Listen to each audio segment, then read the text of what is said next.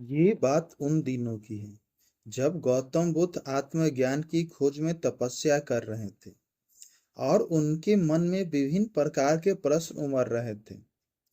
उन्हें प्रश्न का उत्तर चाहिए था, लेकिन अनेक प्रयासों के बाद भी उन्हें सफलता नहीं मिली। वे आत्मज्ञान की प्राप्ति के लिए कठोर तपस्या करने लगे, अनेक कष्ट सहन किए और कई संस्थानों की यात्रा की, परंतु जो समाधान उनको चाहिए था वह उनको मिला नहीं। एक दिन गौतम बुद्ध के मन में कुछ निराशाजनक विचार आने लगे और वे सोचने लगे कि धन, माया, मोह और संसार के सभी समस्त वस्तुओं का भी त्याग कर दिया, फिर आत्मज्ञान की प्राप्ति नहीं हुई, और क्या मैं कभी आत्मज्ञान प्राप्त कर सकूंगा? और मुझे आगे क्या करना चाहिए? इसी प्रकार के अनेक प्रश्न गौतम बुद्ध मन में निर्माण हो रहे थे। गौतम बुद्ध को तपस्या में सफलता की कोई किरण नहीं दिखाई दे रही थी और उन्होंने अपने प्रयासों में कोई कमी नहीं छोड़ी थी। वे उदास मन से इन्हीं प्रश्नों पर विचार कर रहे थे।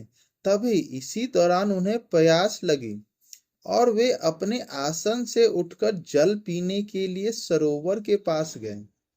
वहां उन्होंने एक अद्भुत दृश्य देखा। वहां एक गिलहरी अपने मुंह में कुछ फल लिए सरोवर के पास आई और फल उसके मुंह से छूटकर सरोवर में गिर गया। गिलहरी ने देखा कि फल पानी की गहराई में जा रहा है। तभी गिलहरी पानी में छलांग लगा दी और उसने अपना शरीर पानी में भिगोया और बाहर आई, और बाहर आकर उसने अपने शरीर पर लगा पानी झाड़ दिया और दोबारा सरोवर में कूद गई। उस गिलहरी ने यह कार्य करना जारी रखा। बुद्ध उसे देख रहे थे, लेकिन गिलहरी इस बात से अनजान थी और वह लगातार अपने काम में जुटी रही। तभी बुद्ध सोचने लगे, ये कैसी गिलहरी है जो सरोवर का जल कभी नहीं सुखा सकेगी। लेकिन इसने हिम्मत नहीं हारी और वह पूरी शक्ति लगाकर सरोवर में को खाली करने में जुटी है। अचानक गौतम बुद्ध के मन में एक विचार का उदय हुआ।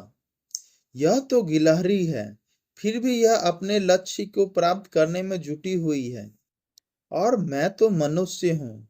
आत्मज्ञान प्राप्त नहीं हुआ तो मन में निराशा के भाव आने लगे।